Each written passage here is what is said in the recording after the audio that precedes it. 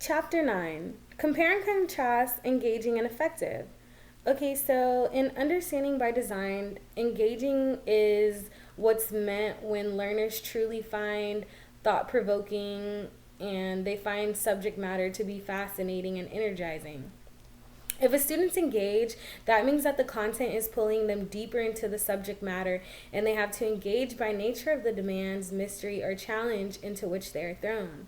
The goal is to affect them on many different levels.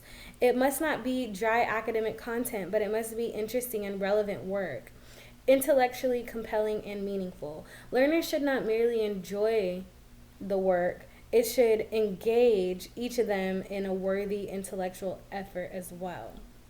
By effective, in understanding by design, it means that we're helping our learners become more competent and productive at worthy work. Students, when they are showing signs of effective learning, they end up performing to higher standards and end up surpassing the usual expectations. They even develop greater skills and understanding and greater intellectual power as well as self reflection. The next question was to describe a lesson that I presented that was one or the other, but not both. Okay, so there was a time where I was completing my student teaching in my undergrad and I was introducing the subject of fractions. I made the mistake of not effectively teaching the fractions because I should have been very concrete with what I was trying to introduce to my students, and I should have outlined what a numerator and denominator was, but I didn't. So I wasn't effective.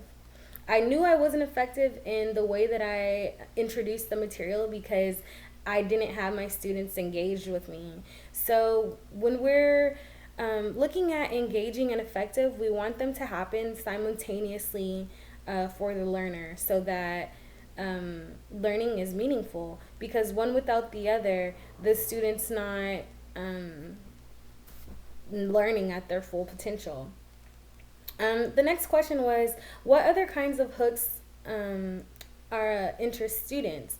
I could say personally, my students really, really enjoy videos. If I'm introducing a new subject matter, I love to find a really cool and interesting video on YouTube and try to connect it.